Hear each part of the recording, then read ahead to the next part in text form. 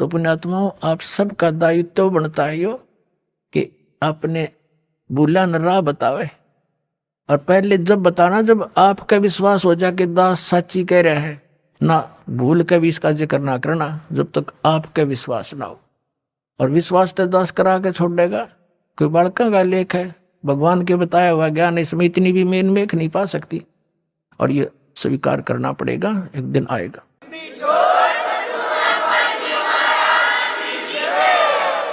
फिर कहते हैं, तारा मंडल बैठ कर ये चांद बड़ाई खावे, उदय भया जब सूरज का स्यों तारों छुप जावे।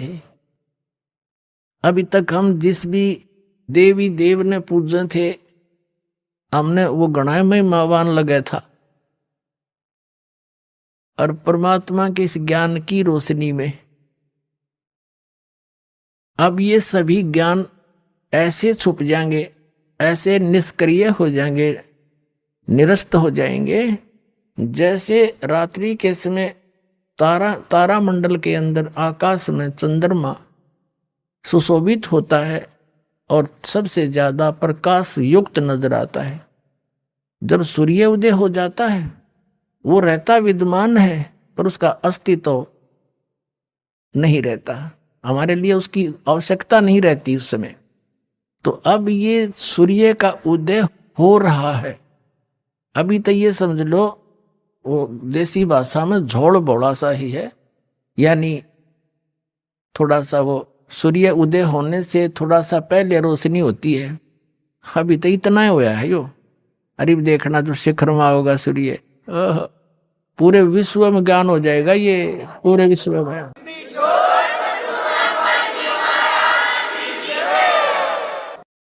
तो परमात्मा क्या बताना चाहते हैं कि आप यहाँ के वासी नहीं हो, आप सतलोक में रहा करते, वहां सारे सुख थे और अपने पैर पे आप कुहाड़ा मार लिया।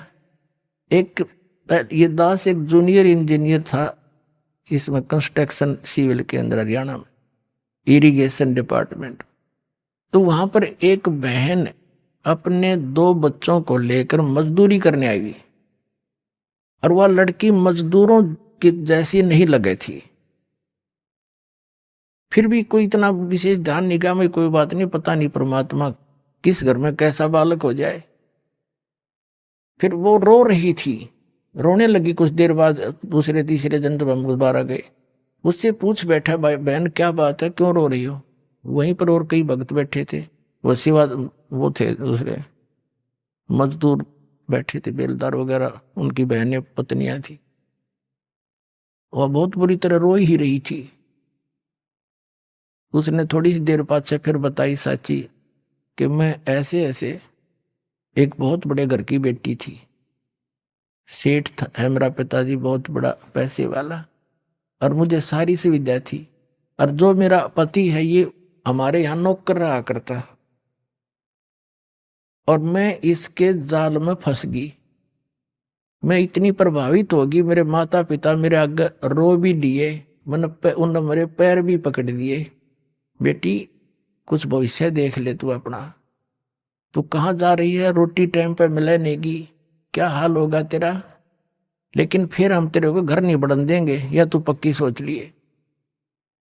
मैंने एक नहीं मानी, और इस मेरे पति की बातों में इतनी फंस गई, हम वहां से घर से भाग आई।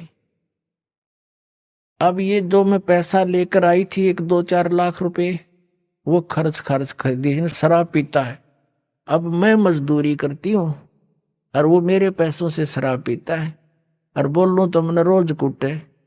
अब कोई मेरा वाली वारस रहा नहीं कि तो मैं दुख रोज दूं जाके, मैंने अपने पैर पे आपको आड़ा मार रखे।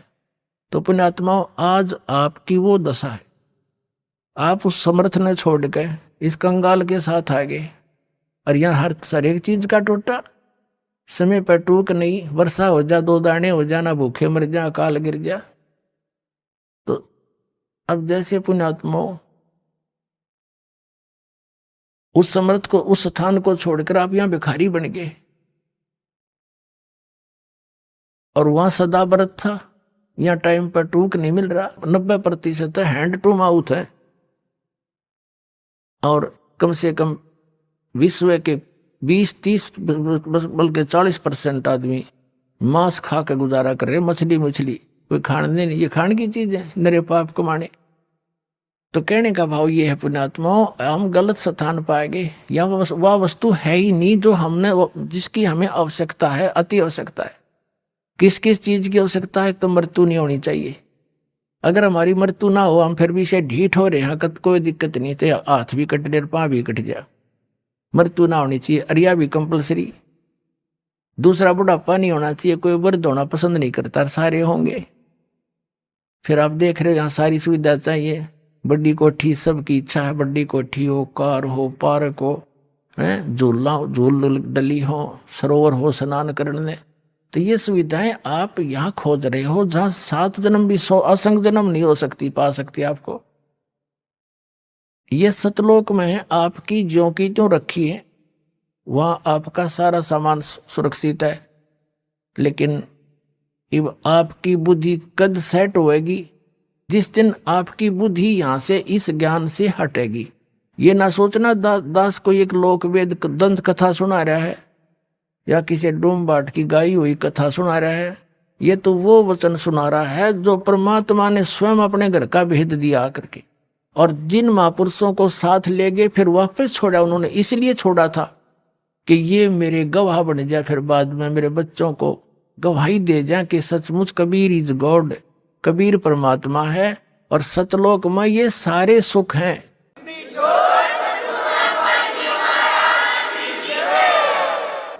और वहां जाया कैसे जाता है? कोट जन्म तन भरमत हो गे, कुछ ना हाथ लगा रे, कुकर सुकर खरबया बोरे, कौआ हंस बुगारे। कोटि जन्म तू राजा की, ना मिटी न मन की आशा, भिक्षुक होके दर दर घूम लिया, ये मिला न निर्गुण रासा।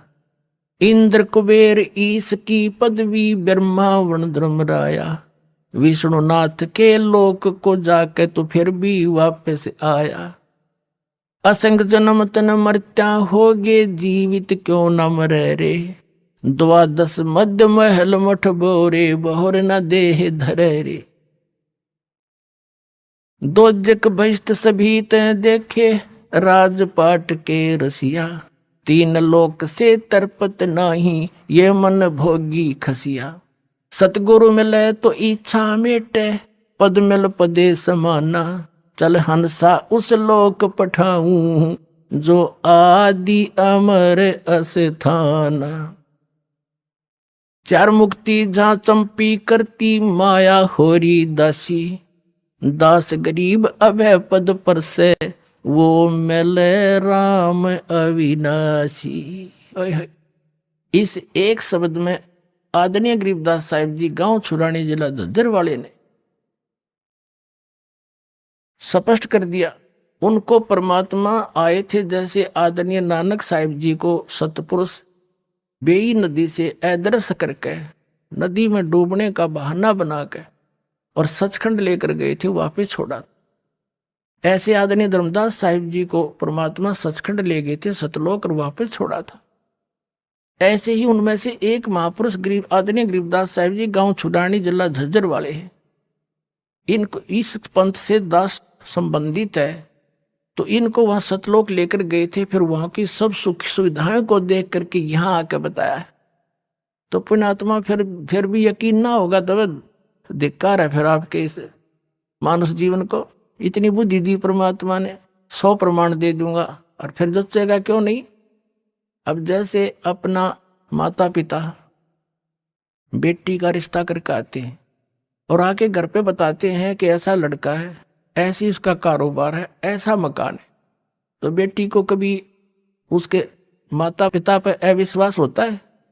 तो जिस दिन आप इस दास को अपना मान लोगे, आपका हितैषी मान लोगे, आप दास को एक एक शब्द सच्चा नजर आओगा, और सच्चा ही होगा, क्योंकि मेरा कोई उद्देश्य नहीं आपको मिसगाइड करने का। आपको भ्रमित समाज को सतलोक पहुंचाना चाहता हूं।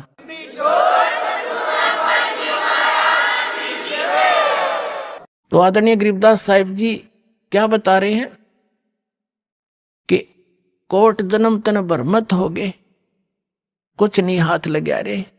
कुकर सुकर खरवा बोरे, कौआ हंस बगारे, कुत्ता गधा सुअर बना, और कोटि जन्म तू राजा की न्या।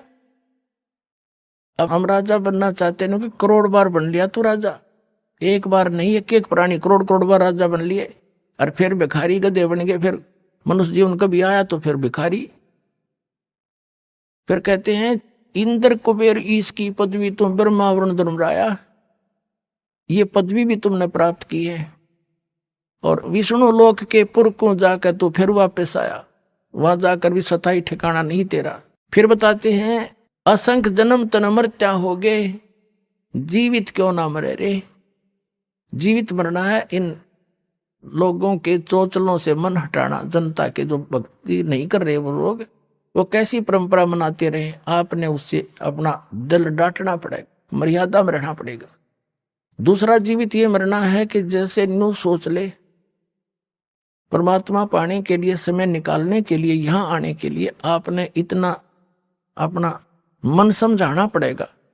जैसे एक व्यक्ति किसी कामवश नाइट सर्विस से कहीं जा रहा था, उस काम को करके जल्दी वापस आना था, उसने इतना इंपॉर्टेंट काम था घर पे, वो नाइट सर्विस वाली बस दुर्घटनाग्रस्त होगी, उसकी मृत्यु होगी। कितना अर्जेंट काम था वो, जिसके लिए रात को जाकर वापस आना था। अब वो ना रहा, वो काम ने कौन करेगा, अर्जेंट ने। अब पर यूं हिसाब ला के चल रहे वहां से, जैसे कोई आपको ये कहता है कि वहां जाने में ये हानि हो जाती है, ये हो जाती है। वो तो बालक है, कुछ भी कह सकता है, जिसको ज्ञान नहीं। आपने ये सोच लेना चाहिए, वे मान ले आज मेरी मृत्यु हो जाती है, और फिर कौन करेगा इस काम को। ये तो फाइनल है, इसमें मानो चाहे ना मानो, 100 की 100 सत्य है। फिर नो सोच के आ जा कि मैं आज नो सोच ले मर गया, और चल सत्संग में। क्यों तक ऐसे कहते देसी भाषा में, काम छोड़ने काम होया करे। अब मान लीजिए फिर 3 दिन पाछे, चौथे दिन आप फिर पहुंच गए, 5वें दिन वापस। अब 3 दिन नो सोच ले आप मर गए, और उस 3 दिन में जो भी काम खराब हो गया अपना फिर सेट कर लेंगे। हर जा परमानेंट टिकट कट की, फिर कौन संभालेगा उन्हें। तो इसको कहते हैं जीवित मरना। 3 दिन जीवित मर लो, अब देख लो मेरे पाचा के होगा, फिर भी तो होगा उसका कुछ जुगाड़। तो इतना दिल डांटना पड़ेगा अपना। तो कहते हैं असंख्य जन्म तन मरत्या हो गए, एक बार जीवित क्यों ना मरे रे। और 12 मद महल मठ बोरे, बहुर ना दे धरे रे। अभी तक ये 10वां द्वार की जो है ना धुन ला रखी थी, रट लगा रखी थी। 10वां द्वार पार कर दे, 10वां द्वार पार में भगवान, अरे कि जम्मू रांझड़ी वाला श्री मधु परमहंस कबीर पंथी को और कख पता नहीं, यू घर में छाती पीटा करता, घर में खिड़की पा गई, घर में द्वार पा गया, किसी ने नहीं बताया आज तक।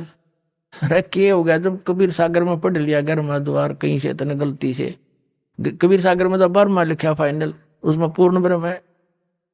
तो कहने का भाव यही, दास ये भी छाती नहीं कूटता कि मैं सबसे बड़ा हो गया ना, मैं आपका दास हूं, लेकिन मुझे वो माल मिल गया जिसकी आपको जरूरत है, और फ्री दे रहा हूं, ले लो आके, इतनी सी बात है।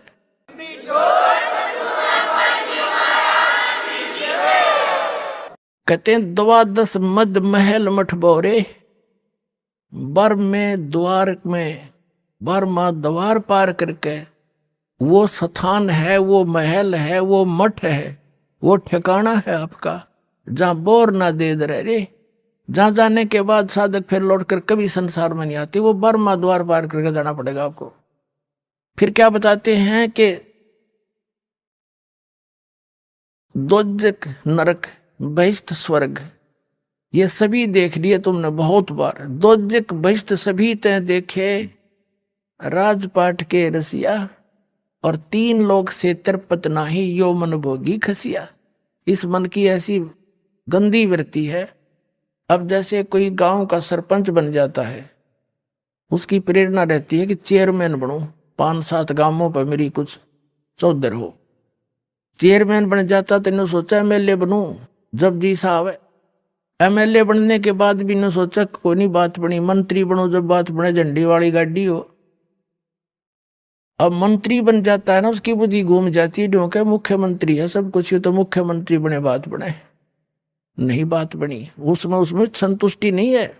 और मुख्यमंत्री को कति संतुष्टि नहीं, न सोचा प्रधानमंत्री की कुर्सी मिले जब जी साहब है, इतने अट्टे कट लेगी, फिर गधा बना पाओगा, बूढ़ा बनाओगे इधर संतरी। तो जो काम करण का है वो तो आसपास भी नहीं। तो क्या बताते हैं, दोजक भीष्ट सभी तय देखे राजपाट के रसिया, और 3 लोक से तिरपति नाही ये मन भोगी खसिया। फिर क्या बताते हैं, सतगुरु मिले तो इच्छा मिटे, सतगुरु की पहचान बता रहे हैं। सतगुरु मिले तो इच्छा मिटे, पदमिल पदे समाना, और चल हंसा उस लोक पठाऊं जो आदि अमर स्थाना। गीता अध्याय नंबर 18 के श्लोक नंबर 62 में कहा कि अर्जुन, तू सर्वभाव से उस परमेश्वर की शरण में जा, उसकी कृपा से तू परम शांति को और सनातन परम धाम को, शाश्वत स्थान को, अमर स्थान को प्राप्त होगा। गीता अध्याय नंबर 15 के श्लोक नंबर 4 में कहा कि तत्वदर्शी संत की प्राप्ति के पश्चात इस अज्ञान रूप अंधकार को उस तत्व ज्ञान रूपी शस्त्र से काट के, यानी से समझ कर, उसके पश्चात परमेश्वर के उस परम पद की खोज करनी चाहिए, जहां जाने के बाद साधक लौटकर कभी संसार में नहीं आता। अपने विषय में कहता है कि अर्जुन, तेरे और मेरे चौथे अध्याय के 5वें और 9वें श्लोक में, दूसरे अध्याय के 12वें श्लोक में, 10वें अध्याय के दूसरे श्लोक में, गीता जी में, ये गीता ज्ञानदाता ब्रह्म है, ये खुद कह रहा कि तेरे और मेरे बहुत जन्म हो चुके, तू नहीं जानता मैं जानता हूं। इसे सिद्ध है कि ब्रह्म का साधक भी नाशवान, भी ब्रह्म भी नाशवान। तो अब क्या बता रहे हैं कि सतगुरु मिले तो इच्छा मिटावा यहाँ की, कि क्या क्या डलेड हो रहा है, तू जो काम इस अनमोल जीवन मनुष्य जीवन से करना था वो कर, और जो तुझे चाहिएगा भगवान ने देता है वो, और वो परमात्मा आपको मिल जाएगा। जो आवश्यकता आपको होगी वो अवश्य देगा, चाहे तेरे भाग में भी ना हो। और आप अन्य भगवानों से वो ग्रहण नहीं कर सकते थे, सारी उम्र सिर पर टिकले उनके बारे में द्वार के आगे। अब कि कौन नहीं चाहेगा इस समर्थ की ओट, सभी चाहेंगे, सबको चाह इस भगवान की। अभी पता ही नहीं था, हमने को बताने वाला नहीं था। परमात्मा आए जब, ये संतों ने कोशिश की बताने की, जो परमात्मा से मिले थे उनकी हमने सुनी नहीं, हमारे नकली गुरुओं ने सुनने नहीं दी कि तो अनपढ़ है, अशिक्षित है, इनको क्या पता है। तो परमात्मा ने सारे शिक्षित करे पहले अपने बच्चे, और फिर समझाओगे पूरे ज्ञान को। अब क्या बताते हैं कि सतगुरु मिले तो इच्छा मिटे, इंद्र दा राज कागदा बेस्टा। कहते यहाँ के स्वर्ग के राजा का राज्य भी आपको प्राप्त हो, न सोच ले, काग की बीट है सतलोक के सुख के सामने, काग की टट्टी। यहाँ का स्वर्ग, यहाँ के एमएलए एमपी मंत्री प्रधानमंत्री तो कुछ भी नहीं फिर स्वर्ग के देवता के सामने, और वो भी काग की बीट, तो ये क्या होगा फिर। तो हमने इस ज्ञान से ये जानकारी होगी। और फिर पद मिल पदे समाना, पद मिल पदे समाना, पद, पद का अर्थ है पद्धति। यहां पद के 2 अर्थ है, क्योंकि ये पद्य भाग है, इसमें शब्दों को कई बार उस राग के अनुसार अधूरा बोला जाता है। पद मिल पदे समाना, पद माने शास्त्र अनुकूल पद्धति, पूजा की विधि, मेथड ऑफ वर्शिप, पूजा की विधि तरीका। सही पद मिलने पर और उस पद के सही पद्धति की प्राप्ति होने से, सच्चे मंत्र और जाप विधि का प्राप्त होने पर, पद मिल पदे समाना, उस पद में, अमर पद में, जहां जाने के बाद कभी लौटकर संसार में नहीं आते, उस पद में समा जाओगे तुम। कहते हैं सतगुरु मिले तो इच्छा मिटे, पद मिल पदे समाना, और चल हंसा उस लोक पठाऊं जो आदि अमर स्थाना, जो कभी नष्ट नहीं होता, आदि अमर स्थाना।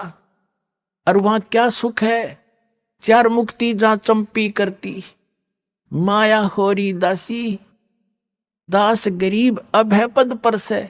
वह मृत्यु नहीं, डर नहीं किसी का, यहाँ भय नहीं निकल रहा, राष्ट्रपति का भी मेरे बॉडी गार्ड रखने पड़ते हैं। फिर कहते हैं 4 मुक्ति जहां चंपी करती, यहाँ की जो सुविधा है, स्वर्ग महास्वर्ग और 4 प्रकार की मुक्तियां हम आज तक सुना करते थे, उसको प्राप्त प्राणी को स्वर्ग में बड़ा सुख होता है, लेकिन वो तो अस्थायी होता है, सीमित होता है। उसके बाद नरक में भी जाता है, गधा भी बनता है, वो तो खत्म हुई। फिर जैसे आपने श्री महावीर जैन जी का इतिहास कई बार दिखाया दास ने। 80 लाख बार तो वो देवता बना, और 60 करोड़ बार गधा, 30 करोड़ बार हाथी, 30 करोड़ बार कुत्ता है। और कुत्ता थे कब बना बतेरा हो प्रधानमंत्री चाहे स्वर्ग का देवता हो, सारी मरोड़ निकल जाए कब्र में। तो क्या बताना चाहते हैं कि वो सुख जो इन लोकों में तुम देख रहे हो, वो उसकी तुलना मत बता दिया इंद्रदाराज का गदा बेष्टा। लेकिन वो सुख जो चार मुक्ति तो मानते हो, ये तुम्हारे चरणों में सतलोक में ये सारी सुविधाएं जो स्वर्ग यहाँ के स्वर्ग में, लेकिन इनसे भी अच्छी वहां सदा रहेंगी। सारे सुख है वहां पर। ये नाचने गाने तुम वहां करियो ठाठते, अड़ बकवाद करो, अड़ नाचे डीजे ला के। दूल्हे की मृत्यु होगी एक्सीडेंट में, फिर टक्कर मारे बजा ले डीजे अड़े, खा के यहाँ के खुशी मनाओ गंदे लोक में। यहाँ तो अपना कान सा बोझ के भक्ति करके पीछा छुटा के फिर वह नाचियो गाइयो ठाठते खुशी मनाना, वह सदा दिवाली रहेगी। समर्थ का सरनाग हो रंग होरी हो, और कदे ना हो एकाज राम रंग होरी हो। समर्थ की शरण में आओ, सदा सुखी रहोगे। कहते चार मुक्ति जहाँ चंपी करती, और माया होरी दासी। जिस माया के पीछे तुम भटक रहे हो रिश्वत चोरी बकवाद कर करके, कहते ये वहां आपके चरणों में पड़ी रहा करेगी। और दास गरीब अभय पद पर से वो मिले राम अविनाशी। अविनाशी राम कबीर परमात्मा मिलेगा आपको। और वो तरीका इस दास के पास है, वह भेजने का पूरा पासपोर्ट बनवा लो। बोलो सतगुरुदेव।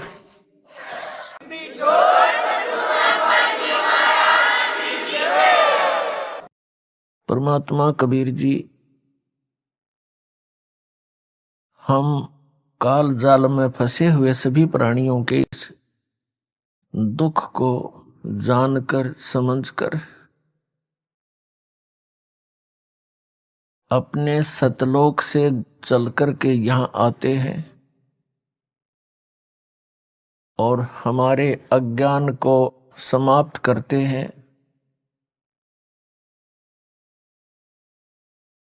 हमें ये बताने की चेष्टा करते हैं कि तुम सभी प्राणी ऐसे स्थान से आए हुए हो जहां पर किसी वस्तु की कमी नहीं, किसी वस्तु का वहां पर अभाव नहीं, वहां कोई दुख नहीं, वहां पर वृद्ध अवस्था नहीं। सृष्टि ऐसी ही है, शरीर आपके ज्यों के त्यों है। वहां जो आपको शरीर प्राप्त था,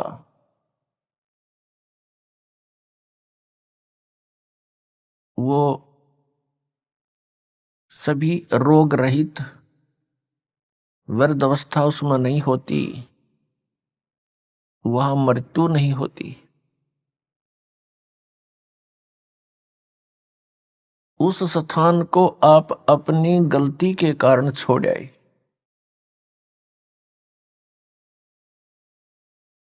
अब आप यहां पर ये दंड भोग रहे हो, सजा भोग रहे हो, और यहां पर आप जी ने इन दुखों को ही सुख मान लिया। यदि किसी को अधिक दुख है और उससे कुछ कम दुख को हमने सुख समझ लिया, और यहां पर सुख नाम की वस्तु नहीं है, आपने सुख देखा ही नहीं है, इसलिए इन्हीं अटकलबाजियों में आप सुख मान रहे हो। कैसे? जो निर्धन है वो सोचता है धनवान सुखी, ये कार और कोठियों में निवास करता है, सफर करता है। अब धनवान को स्वप्न में भी सुख नहीं होता। धनवान समझता है, धनी व्यक्ति सोचता है कि राजा लोग सुखी होंगे, ये राजा लोग सुखी हैं। राजा सुखी हो ही नहीं सकता। विचार की बात है, जैसे एक परिवार का मुखिया अपने 4-5 सदस्यों की व्यवस्था में कितनी टेंशन लिए फिरता है, किसी को बीमारी है, किसी का विवाह नहीं हुआ, किसी का विवाह हो गया तो बालक नहीं, और 100 समस्याएं उसकी जान को बनी रहती हैं। राजा एक बहुत बड़े अक्षेत्र का मुखिया होता है। इससे खूब आसानी से अंदाजा लगाया जा सकता है वो कितना सुखी हो सकता है। स्वप्न में भी सुख नहीं उस व्यक्ति को जो राजा बना हुआ है। ठीक है, अपनी घूटी सूटी लाकर रात काट लेता होगा, घंटे 2 घंटे पड़ जा पी कर शराब, सुख नहीं है। हाँ, उस व्यक्ति को जो परमात्मा से जुड़ा हुआ है, कबीर परमेश्वर की भक्ति करता है, वो चाहे निर्धन है, चाहे धनवान है, चाहे राजा भी क्यों ना बना हो, वो भगवान से डरने वाला, परमात्मा उसका साथी होता है। उसके ऊपर आने वाली आपदाओं को तुरंत निवारण करता है, क्योंकि कबीर परमात्मा वो सुख सागर है जो अपने बच्चों का दुख देख नहीं सकते। और जब तक हम इस परमेश्वर की शरण में नहीं आते हैं तो हम अन्य उपासनाएं जो करते हैं वो हमें अपने प्रारब्ध में आने वाली आपदाओं से नहीं बचा सकते। उन साधनाओं से आपको अन्य लाभ तो हो सकते हैं, लेकिन आपके कर्म के दंड में वो परिवर्तन नहीं कर सकते। एक कबीर परमात्मा परम अक्षर ब्रह्म को छोड़कर अन्य जितने भी प्रभु हैं, स्वामी हैं, वो आपको जैसा कर्म किया है वो ही प्रदान कर सकते हैं, उसमें परिवर्तन नहीं कर सकते। तो वो भक्ति हमारे लिए यूजलेस है। हमारे प्रारब्ध में, हमारे संस्कार में, पुण्यों में, इस जीवन के सफर में कोई ऐसा भयंकर घटना, दुर्घटना हो और वो टले नहीं, वो दुर्घटना जब घट जाएगी और कोई ऐसी घटना हो जो इस आदमी का मनोबल तोड़ देती है, फिर वो भक्ति भी नहीं करता, छोड़ देता भक्ति को। और परमात्मा कबीर जी आप पर आने वाले आपके प्रारब्ध के संस्कारों को बदल देता है।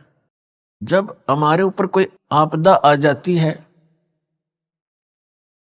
और हमें पता है कि इसका कोई निवारण इस पृथ्वी पर नहीं है, और फिर वो ठीक हो जाता है, उसका समाधान हो जाता है इस भक्ति से, तो हमारी आस्था भगवान में दृढ़ होती है और तभी हम भक्ति कर सकते हैं। पुण्यात्मा, हम ऐसे लोक से आए हैं जहां कोई कष्ट नहीं था, कोई दुख नहीं था, मृत्यु नहीं थी और वृद्ध अवस्था नहीं थी। कोई भी वृद्ध अवस्था पसंद नहीं करता। 60-70 वर्ष के हो जाते हैं राजनेता, अभिनेता, और अपनी सकीन को भी टाइट करवाते हैं देश विदेश में जाके। 1-2 साल के बाद फिर सिकुड़ेगी बात है, कितना करवाओगे इसने सेटिंग, और फिर मृत्यु डेफिनेट। आप सारा जीवन लगाते हो अपने मकान के बनाने में और परिवार के पोषण में। संतान होती है, संतान के फिर संतान होती है, हम बड़े खुश होकर रहते हैं, उनके साथ सीने से लगाते हैं, प्यार करते हैं, अच्छी बात है। और 1 मिनट में ना जाने उन प्यारे बच्चों की मृत्यु हो जाए या स्वयं की हो जाती है तो खाक है ये जीवन। किस चीज पर आप आस लगाए बैठे हो? अगर यदि हमारी मृत्यु ना हो तो हम इतने ढीठ हो चुके हैं, इन दुखों को हम कोई परवाह नहीं करते, बेशक आई रो आपदा है हमारे। लेकिन मृत्यु भी डेफिनेट, तो इसकी तरफ थोड़ा सा ध्यान देना पड़ेगा आप जीने पे। असंख्य जन्म हो गए आपने यही परिवार पोषण करते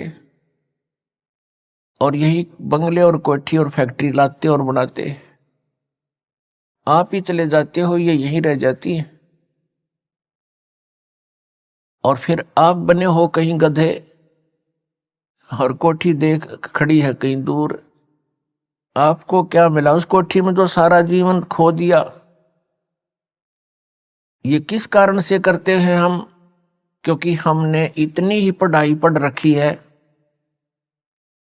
संतान विवाह हो जा, संतान हो जा, रोजगार मिल जा, इनका पालन पोषण कर दें, इनका विवाह कर दें, फिर मर जावा, बेशक काम पूरा हुआ। नहीं, मनुष्य जीवन का कार्य तो आपने स्टार्ट भी नहीं किया। मनुष्य जीवन का जो काम था वो तो आपने प्रारंभ भी नहीं किया। वो कौन सा कार्य है? परमात्मा की भक्ति, परम अक्षर ब्रह्म की भक्ति, मोक्ष प्राप्ति, जन्म मृत्यु के रोग से छुटकारा, जरा और मरण से छुटकारा। और ऐसा ना होने से तो आपका जीवन व्यर्थ है। ये क्रियाएं जिस पर हम पा सकते हैं ये तो पशु पक्षी भी करते, फिर मनुष्य जीवन की क्या आवश्यकता थी? इसमें कितनी सद्बुद्धि दी है, कैसे हाथ पैर दिए हैं, बुद्धि दी भगवान ने कि यहां पर आपदाएं तो आएंगी ही आएंगी। जैसे वर्षा घनी होगी, सर्दी गर्मी भी आती है, तूफान भी आते हैं। इनसे बचने के लिए अपनी कोई झोंपड़ी कुटिया अवश्य बनानी चाहिए।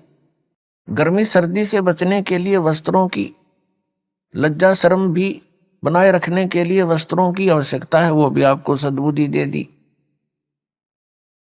तो पुण्यात्माओं, जो मानव शरीर आपको प्राप्त है ये केवल ही पशु जैसे, पक्षियों जैसे कर्म के लिए ही नहीं मिला था। इसके साथ साथ इसका एक वेरी इंपॉर्टेंट और कार्य है, वो जन्म मृत्यु के रोग से छुटकारा पाना। अब जन्म मृत्यु के रोग से छूटने का जो साधना थी, उपाय था, वो अभी तक हमें प्राप्त नहीं हुआ, जिस कारण से हमने इस जन्म और मरण के विधान को फाइनल मान लिया। ज्यादा से ज्यादा कोई साधना साधक करता है वो स्वर्ग तक अपनी बुद्धि सेट करे बैठा था, चाहे वो किसी धर्म मजहब का क्यों ना हो। और स्वर्ग क्या है? स्वर्ग में गया हुआ प्राणी अपने पुण्यों को समाप्त करके पुनः फिर पृथ्वी पर आ जाता है, अपने संस्कार भोगने के लिए। चाहे मनुष्य जीवन भी प्राप्त हो सकता है और अन्य प्राणियों के शरीरों में भी कष्ट आप जी को उठाना पड़ता है। स्वर्ग क्या है? स्वर्ग एक रेस्टोरेंट है, होटल है। ऐसे बढ़िया एटमॉस्फेयर में जैसे पृथ्वी के ऊपर उदाहरण दें तो गर्मियों के अंदर पंजाब, हरियाणा, राजस्थान, उत्तर प्रदेश, मध्य प्रदेश आदि जो राज्य हैं, इनमें गर्मी कहर तोलती है। अप्रैल से शुरू हो जाती है और जून तक, जुलाई तक फिर वर्षा हो जाती है, थोड़ा सा एटमॉस्फेयर ठीक हो जाता है। तो इन 3-4 महीनों में गर्मी से बचने के लिए कोई सेठ साहूकार व्यक्ति, धनी, शिमला, कुल्लू, मनाली हिली स्टेशन पर चला जाता है, तो उसने वहां होटल में रहना पड़ता है, किराए पर कमरा लेता है होटल में। तो वहां सारा कुछ उसकी जेब से खर्च होता है, खाना भी और कमरे का किराया भी। वहां वो कोई इनकम नहीं कर सकता, केवल वो समय व्यतीत करने जाता है गर्मियों का। और 20, 30, 50 हजार, 1 लाख रुपया आजकल 3-4 महीनों में करके खराब, और फिर वापस उसी कर्म क्षेत्र में आना पड़ता है। आगे हो सकता दाव लगे ना लगे, लाख रुपये बच्चे ना बच्चे उसको एक्स्ट्रा, तो फिर वहीं रहना पड़ेगा उसी दुख में। ठीक इसी प्रकार जो साधनाएं पुण्य प्राणी करते हैं, परमेश्वर कबीर जी की सत साधना के अतिरिक्त वो केवल स्वर्ग तक ही पहुंचते हैं और उस स्वर्ग रूपी होटल में अपने पुण्यों की पूंजी का नाश करके वह पुनः फिर पृथ्वी पर आ जाते हैं। और ये प्रोसीजर, ये प्रोसेस असंख्य जन्मों से आप प्राप्त कर रहे हो, इसी के अंदर आप लिप्त हैं। पहले तो इस मार्ग का को बताने वाला हमें मिला नहीं कि इस स्वर्ग से भी आगे कोई ऐसा स्थान है जिसकी प्राप्ति होने के उपरांत प्राणी पुनः पृथ्वी पर नहीं आता, उसका जन्म मृत्यु कभी नहीं होता और वो सदा के लिए सुखी हो जाता है। वहां एक और स्थान है अभी तक, जैसे उस स्थान को सतलोक कहते हैं, अमरलोक भी कहते हैं हमारी संत भाषा में। उस परमेश्वर ने जो वहां का मालिक है, हम सबका कंट्रोलर है, सबका जनक है, सबका परमात्मा है कबीर जी, उसने स्वयं आकर के उस स्थान की जानकारी हमें दी है कि तुम यहां के रहने वाले नहीं हो और आप यहां केवल अपनी यातनाएं भोग रहे हो इस पृथ्वी पर। आप सतलोक के वासी हो, वहां रहा करते थे, आपके सारे मकान जो के तो वहां पर विद्यमान है, बहुत सुंदर मकान है, वहां पर सारी व्यवस्था वहां पर आपकी बनी हुई है, बड़े सुंदर पार्क हैं, फलदार वृक्ष आपके महलों में लगे हुए हैं, आसपास आपके आंगन में बहुत बढ़िया सुंदर आपके वहां मकान है। अब उस व्यवस्था से हम पहले परिचित थे, वो आज भी आत्मा में घर किए हुए, और उसी की खोज, उसी की नकल हम यहां इस डुप्लीकेट लोक में कर रहे हैं। बड़ी कोठी हो, आगे आंगन हो, बड़ा पार्क हो, झूल डली हो, फूलदार वाटिका बनी हो, टहल करें, तो पुण्यात्माओं यह कोशिश भी करते हैं। बगीची हो, आंगन हो, बड़े सेठ लोग, बड़े अफसर यही चाहते हैं। चाहते तो सभी हैं, लेकिन उनका दाव लग जाता है या नकली अरेंजमेंट करने की। लेकिन यहां सुख नाम की वस्तु नहीं, टहल रहा है वाटिका में और टेंशन है उसके दिमाग में, पता नहीं कहां घूम रहा है, उस वाटिका का आनंद भी नहीं ले पाती यहां पर वाटिका के भ्रमण का। तो परमात्मा ने बताया कि वहां एक और स्थान है, उसने, उस परमेश्वर ने स्वयं आकर बताया आपको, और वो चारों युगों में हमारे पीछे पड़े हुए हैं कि तुम गलत साधना कर रहे हो, तुम गलत लोक में रह रहे हो, जिनको तुम परमात्मा मानकर पूज रहे हो ये परमात्मा नहीं है, परमात्मा का तुम्हें ज्ञान भी नहीं है। लेकिन सतयुग त्रेता द्वापर में हम दुखी नहीं थे। पुण्यकर्मी प्राणियों के जन्म होते हैं, वो जो भी साधना कर रहे होते हैं, कैसी भी कर रहे हैं, फिर भी वो सुखी होते हैं और वो समझ बैठे होते हैं कि हम जो पूजाएं भगवान की कर रहे हैं, इसी से हमें ये लाभ हो रहा है। तो उस समय परमात्मा आते भी हैं। ये ज्ञान जो आज दास आपको रूबरू कर रहा है, यही ज्ञान उन्हीं का दिया हुआ, कबीर परमात्मा का, उस परम अक्षर ब्रह्म का, सत्य पुरुष का। तो उस समय हम नहीं सुनते उनकी इस बात को, क्योंकि हम सभी पुण्यकर्मी प्राणी सतयुग त्रेता द्वापर तक जन्म लेते रहते हैं और हमारे पूर्व संस्कार से हम स्वस्थ भी होते हैं, सब सुविधाएं भी उपलब्ध होती हैं, बच्चे भी स्वस्थ होते हैं, दीर्घायु होती है। तो हम ये भूल कर बैठते हैं कि जो साधना हम कर रहे हैं, इनसे हमें सब सुख उपलब्ध है।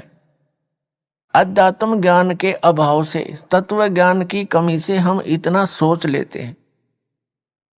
हम भूल जाते हैं कि जो भी आपको प्राप्त है, ये आपके पूर्व जन्मों का ही आपको प्राप्त है। वर्तमान में जो आप कर रहे हो, इसका फल आपको भविष्य में आने वाले समय में मिलेगा, नेक्स्ट जीवन में, अगले जन्म में। तो इस कारण से हम उस परमात्मा के यथार्थ ज्ञान को नहीं सुन सके, समझ भी नहीं सके और शरण भी ग्रहण नहीं कर सके। ये दुर्भाग्य रहा हमारा। बड़े पुण्य भी किए, साधनाएं भी की, वेदों अनुसार भक्ति भी की, लेकिन परमात्मा प्राप्ति नहीं हुई और न ही स्थायी स्थान मिला। हम जन्मते रहे, मरते रहे। इस दीर्घ रोग से हम असंख्य जन्मों से ग्रस्त हैं। अब ये समय आ गया है, परमात्मा ने निर्धारित किया हुआ था कि कलयुग की जो बिचली पीढ़ी प्रारंभ होगी, उस समय आप सभी को ये तत्व ज्ञान बताया जाएगा और सभी को उस परमात्मा से परिचित कराया जाएगा। अब यहां थोड़ा सा शंका उत्पन्न होती है कि अब ही यू ज्ञान क्यों सार्वजनिक किया जा रहा है, पहले क्यों नहीं किया। ये तो आपको बता दिया कि पहले भी कोशिश की परमेश्वर ने, चारों युगों में आए हैं परमात्मा, हमारे लिए भटक रहे हैं, लेकिन उस समय हम अधिक दुखी ना होने के कारण हम अपनी ही व्यवस्था में, और जैसा ज्ञान हमें यहाँ काल के इन ऋषि महर्षियों द्वारा, ब्रह्म के ऋषि महर्षियों द्वारा दिया गया था, उसी को हम अंतिम मानकर साधना में लीन रहे। सतयुग त्रेता द्वापर में कोई भी प्राणी भक्ति बिना नहीं रहता, वो अवश्य साधना किया करता था, और अन्य कोई मजहब धर्म या और कोई साधनाएं नहीं थी। केवल वेदों अनुसार ऋषियों ने जैसा वेदों को समझा उसी का प्रचार जनता में करके उनसे भी वही साधना करने को वो कहा करते थे। ये कलयुग में आकर के ज्यादा मजहब धर्म इस काल ने बना दिए, आन उपासनाओं की भरमार भी इस कलयुग में कर दी है। इसका कारण क्या है, आप जी को ये बताया जाएगा कि आप जी क्यों फंस गए यहां उस सुखमय स्थान को छोड़कर। इसके लिए थोड़ी सी सृष्टि रचना की जानकारी आपको दी जाएगी। सबसे पहले परमात्मा अकेले थे, उन्होंने फिर एक अकैलोक की रचना की अपने वचन से, और उसके ऊपर वो परमात्मा विराजमान हुए। वहां से फिर उन्होंने 3 लोकों की और रचना की, जिसको अगमलोक, अलखलोक और सतलोक कहते हैं। और चारों के चारों लोकों में परमात्मा अन्य रूप धारण करके सिंहासन अपने वचन से निर्मित करके उसके ऊपर एक राजा के समान विराजमान हुए। प्रत्येक लोक में परमात्मा ऐसे विराजमान है, सिर पर मुकुट है राजा के समान।